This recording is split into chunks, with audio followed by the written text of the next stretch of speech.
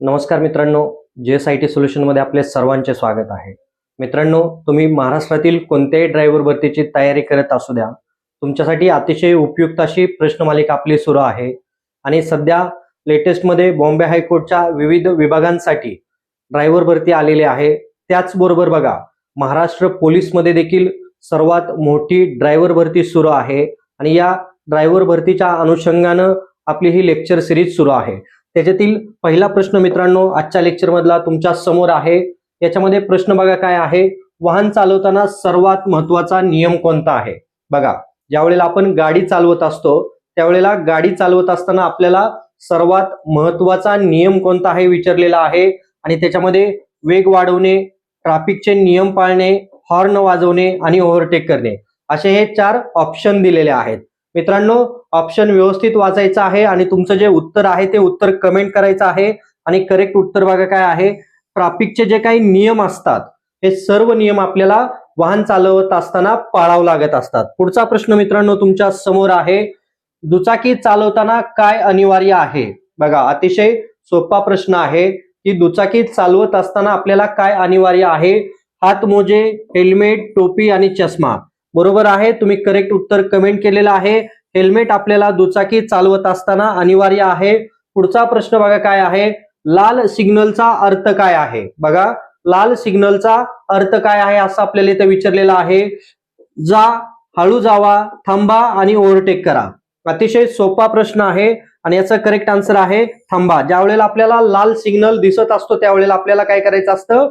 थांबायचं असतं. पुढचा प्रश्न मित्रांनो तुमच्या समोर आहे. प्रश्न बघा काय आहे, वाहन चालवताना मोबाईल वापरणे कसे आहे? बघा, आपल्याला बऱ्याच मित्रांना माझ्या ही सवय आहे की वाहन चालवत असताना मोबाईल वापरतात आणि आपण मोबाईल वापरामुळे आपल्याकडून नजर चुकीने काही दुर्घटना घडण्याची शक्यता असते. त्यासाठी आपल्याला इथं ऑप्शन दिलेले आहेत की वाहन चालवताना मोबाईल वापरणे कसे आहे? सुरक्षित आहे, कायदेशीर आहे, धोकादायक आहे आणि आवश्यक आहे. तर चला, याचं करेक्ट आन्सर बघा काय आहे की वाहन चालवत असताना मोबाईल वापरणे हे धोकादायक आहे. जर समजा धोकादायक नसेल तर इथं तुम्हाला ऑप्शन वेगवेगळे दिले जाऊ शकतात. हे ऑप्शन पेक्षा वेगळे देखील ऑप्शन या ठिकाणी आपल्याला असू शकतात.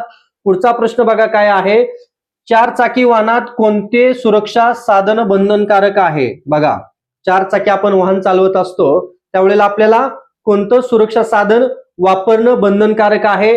आणि याच्यामध्ये म्हटलेलं आहे हेल्मेट, सीट बेल्ट, हातमोजे आणि जॅकेट असे हे 4 ऑप्शन दिलेले आहेत.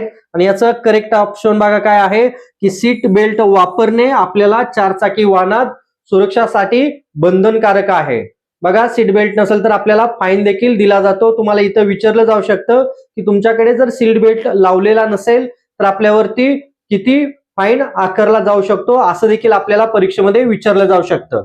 चला, पुढचा प्रश्न बघा काय आहे, झेब्रा क्रॉसिंगवर कोणाला प्राधान्य द्यावे? बघा, ज्यावेळेला आपण वाहन चालवत असतो त्यावेळेला आपल्याला काय विचारलेलं आहे, झेब्रा जे क्रॉसिंग आहे त्याच्यावरती कोणाला प्राधान्य दिलं पाहिजे असं विचारलेलं आहे. तर बस, कार, पदचारी आणि दुचाकी. चला, आणि याचं करेक्ट आन्सर मित्रांनो तुम्ही कमेंट केलेलं असेलच. आणि याचं करेक्ट आन्सर आहे बघा, पदचारी जी लोक असतात त्यावेळेला आपण ज्या वेळेला सिग्नल वरती उभा राहत असतो त्यावेळेला सिग्नल वरती आपल्याला पदचारी जे आहेत त्या पदचारी यांना झेब्रा क्रॉसिंग वरती प्राधान्य देणं गरजेचं असतं. कधी? ज्या वेळेला सिग्नल लागलेला असतो त्यावेळेला. आलं का लक्षात? चला, पुढचा प्रश्न बघा काय आहे, मद्यपान करून वाहन चालवणे म्हणजे काय? बघा, मद्यपान करून वाहन चालवणं म्हणजे काय आपल्याला इथं विचारलेलं आहे. ऑप्शन देखील तुम्हाला मित्रांनो समोर आहेत.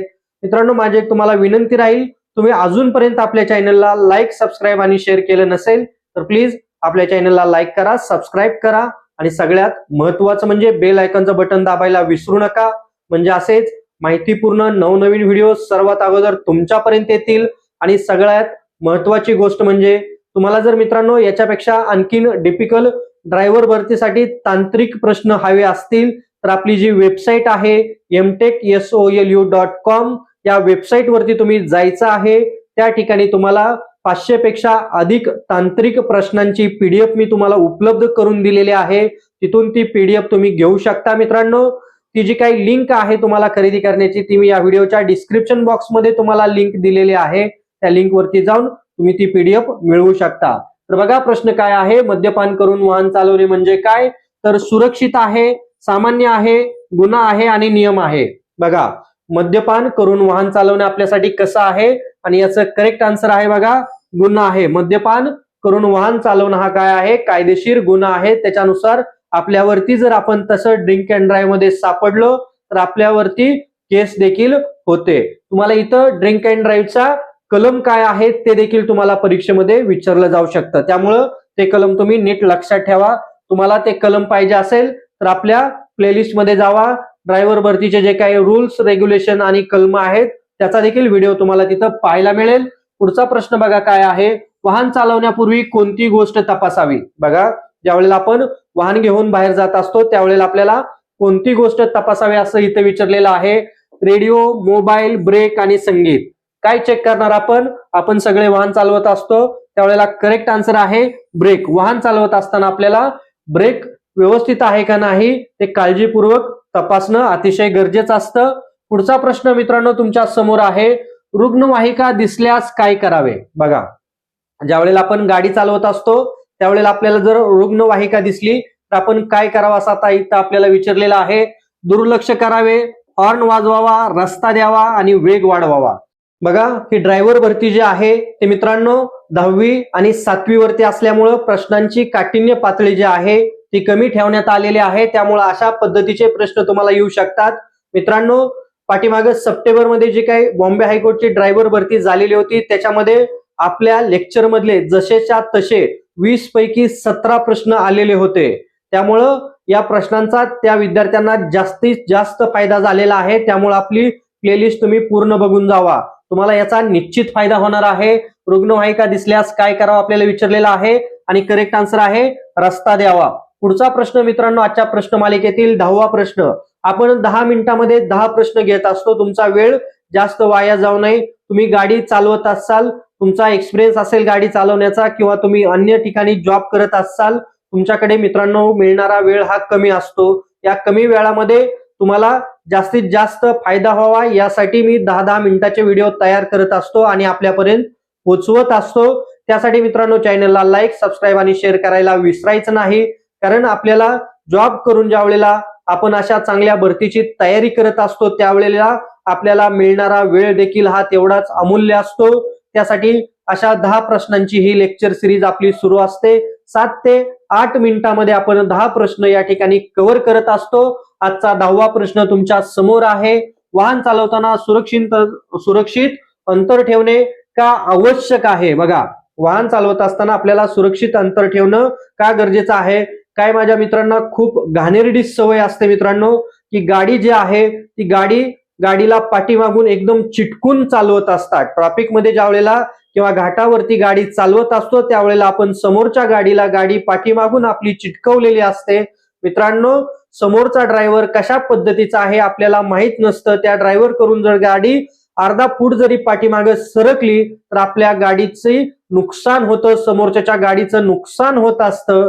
त्यासाठी आपण ज्या वेळेला गाडी चालवत असतो त्यावेळेला गाडीमध्ये सुरक्षित अंतर ठेवणं गरजेचं असतं.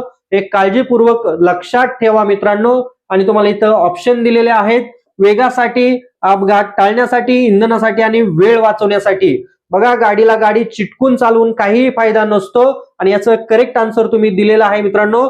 अपघात टाळण्यासाठी आपल्याला काय करायचं आहे की गाडी चालवत असताना गाड्यांमध्ये सुरक्षित अंतर ठेवणं अनिवार्य आहे, गरजेचं आहे. बघा, अशाच प्रश्नांबरोबर आपण पुढच्या लेक्चरमध्ये भेटणार आहोत. त्यासाठी तुम्ही अजूनपर्यंत आपल्या चॅनलला लाईक, सबस्क्राईब आणि शेअर केलं नसेल तर लगेचच चॅनलला लाईक करा, सबस्क्राईब करा आणि सगळ्यात महत्त्वाचं बेल आयकॉनचं बटन दाबायला विसरू नका. म्हणजे असेच माहितीपूर्ण नवनवीन व्हिडिओ सर्वात अगोदर तुमच्यापर्यंत येतील. तर भेटूया पुढच्या लेक्चरमध्ये. जय हिंद, जय महाराष्ट्र.